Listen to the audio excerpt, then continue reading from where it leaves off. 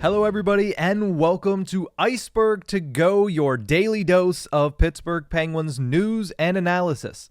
Find us on YouTube at Inside the Penguins or anywhere you get your podcasts from. As you may have noticed, slight change to the titling of these mini podcasts that come to you Mondays, Wednesdays, and Fridays. It's all part of some minor tweaks we're making to the Tip of the Ice-Burgh podcast heading into the 2023-24 Pittsburgh Penguins season.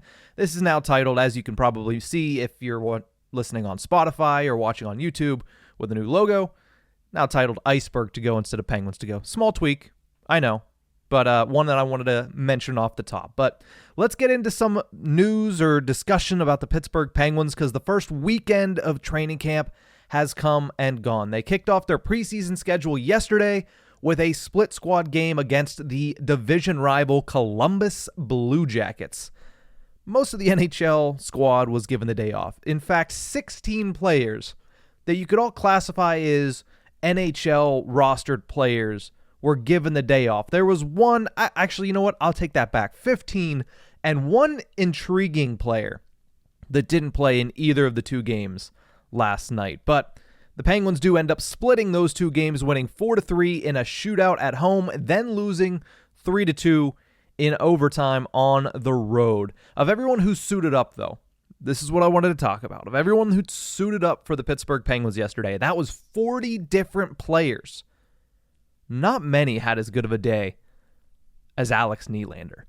Scored the opening goal of the entire day off of a nice play from Radim Zohorna. Nylander goes where you need to go to score goals. Get to the front of the net. He beats his guy there, elevates the puck off a beautiful play, like I mentioned, by Big Zed, and puts the puck in the back of the net, gets the Penguins off on the right foot at PPG Paints Arena. He finished his day also with a beautiful shootout goal. So he bookended his performance with some really stellar moments.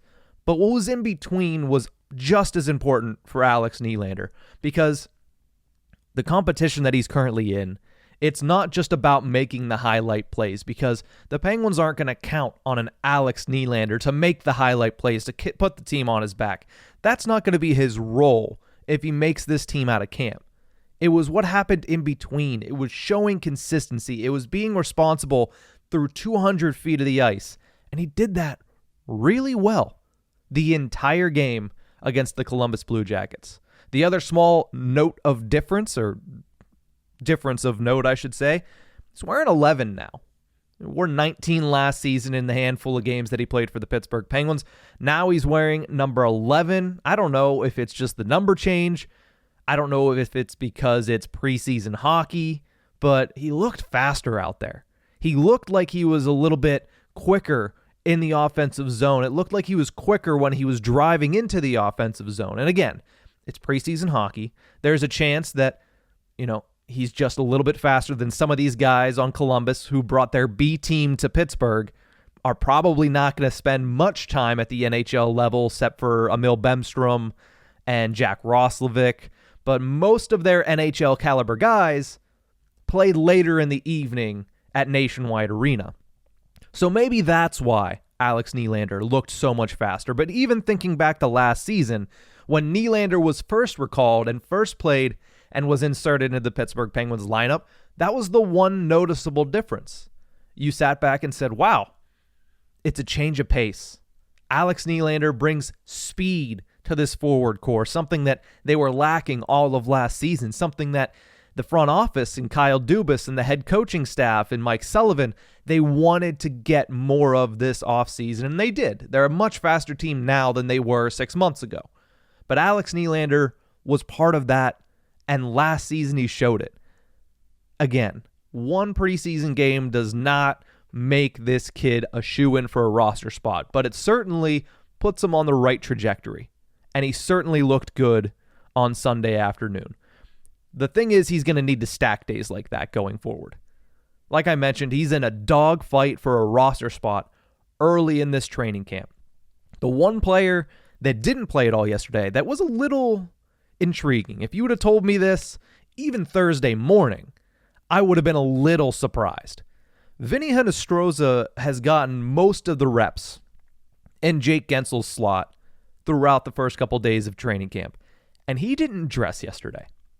Now, it's intriguing to me because most of the Penguins' NHL players didn't dress yesterday. We didn't see Erik Karlsson suit up for game action. The big three were not playing. Tristan Jarry was not playing. They used 4 different goaltenders. They didn't even have him dress or travel or anything like that. Most of the defense, the entire top 4, didn't play. The entire top 2 lines didn't play. Riley Smith didn't. Ricard Raquel didn't. Even the 4th line, Matt Nieto did, but Nola Chari and Jeff Carter did not. So most NHL talent was given the day off on Sunday. They just basically said, we don't need to see anything from you today. They didn't play in those games. Vinnie Hinostroza being part of that list is interesting. We talked, obviously, last week on Tip of the Iceberg to Josh Getzoff. He mentioned the connection that Vinnie Hinostroza has with Mike Sullivan from the Chicago Blackhawks days for both of them, and also the connection that he has with Brian Rust, who's also been practicing on Sidney Crosby's line as they both went to Notre Dame. He's looked pretty good in camp, but good enough to say, okay, you're going to be grouped with these guys and not play at all, especially in his first year in the organization. That was interesting to me. What that tells me, bringing it back to Nylander, is that Hinostroza is right now the leader in the clubhouse to take Jake Gensel's slot for the first handful of games of the season. Meanwhile, 4th line looks pretty set. First 3 days of practice, it's been Nieto, Achari, Carter.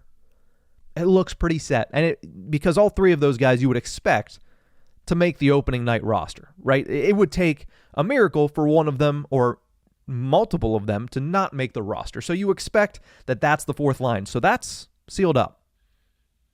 OC, Drew O'Connor, and Lars Eller have been getting a lot of reps together in camp, and I feel like that's looked pretty good the first couple of days. So suddenly, in this training camp that had all of this competition coming in, the front runners are starting to establish themselves. And with that in mind, Alex Nylander needs to continue stacking these days to keep himself not just in the running, but where I believe he is right now, in that 3rd line right wing spot. I would say that as of right now, he's the leader in the clubhouse for that slot. I know Ricard Raquel's been practicing there, but also Andreas Jansson's been practicing on the 2nd line, and we're only 3 days in. There's going to be changes made. I think of the people that could get that spot in 3rd line right wing, Alex Nylander has looked the best, especially yesterday does a lot of the lifting, because you look good, as to steal a Mike Tomlin quote, you look good in stadium or in arena. That means so much more. He needs to continue stacking that. Next preseason game is Tuesday against the Detroit Red Wings, but through practices and through preseason games, he needs to have a good 2 weeks to make sure that on October 10th, he gets a jersey. That number 11 is called out there by Ryan Mill at the beginning of the game when they announced the entirety of the Penguins roster. Before we say goodbye, to start this week, I wanted to say a couple other players that impressed me on Sunday. One of them, Brayden Yager. I mean, the kid is special. Don't think he's going to make it to the NHL this season. It would be nice. It'd be great to see an 18-year-old make it to the NHL in his rookie year. I mean, Penguins have had a long time since that's happened.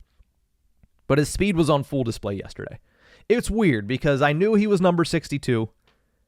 Watched him in the Prospects Challenge with number 62. But yesterday I saw him flying around the ice, out skating the Columbus Blue Jackets, and I said, man, is that Carl Hagelin out there? That's a lot of speed. And that was Brayden Yager. I mean, that's what everybody talks about. When they asked Sidney Crosby last week, what's one thing that stands out, or what stands out to you about first-round pick Brayden Yager, he said, man, his speed is the first thing that really jumps out at you, and it was evident yesterday. He has so much talent. He tacks on a shootout goal, a nice little moment for his first camp as a member of the Pittsburgh Penguins, as in his first game at PPG Paints Arena. So yes, Brayden Yager, so far, good results. Again, he's probably going back to Moose Jaw. He's probably playing the season in WHL, but he's going to progress. If he continues to look like this, he's going to progress a lot faster than most prospects have in recent years for the Penguins. Alex Nedeljkovic also impressed me. I thought he looked solid. There was a lot of questions about the Penguins' goaltending situation. They brought in a bunch of different backups. Magnus Hellberg got to play a little bit more out in Nationwide Arena. You saw Taylor Gauthier continue to take strides. He played in Nationwide Arena. Joel Blomqvist played in the end of the first game But Alex Nylander, I think, was probably the most impressive of the 4 goaltenders on Sunday, and that's good because that's who you're expecting to take Casey DeSmith's role as the backup goaltender. So stopped 18 shots, faced 18 shots. Can't get much better than that, can you? So impressive showing there for Alex Nylander in his first game in black and gold. And, I talked about Brayden Yager and his continuation of impressing people, or impressing me at the very least, from Prospects Challenge into this opening game of training camp and opening game of the preseason. Sam Poulin done the same thing. He's slowly chipping away at the notion that he needs to catch up to his progression after missing time last season. Now, no doubt, there probably is going to be some snags. More likely, once you start to get into the season, you start to play actual games, and you start to get a little bit more of a physical toll taken on you. Can he continue with his conditioning? Can his conditioning keep up? And how long does it take him to get to a point where he's just all systems go night in and night out? But he has a very real shot to be a mid-season call-up this year. And I've said that in years past about different players. Under Ron Hextall, there really wasn't that opportunity. There really wasn't. Those will be more prevalent now with Kyle Dubas in place. He's already mentioned he's not afraid to make moves if he thinks there's a better player in the minors, if he thinks there's a better player ready to make a jump from anywhere.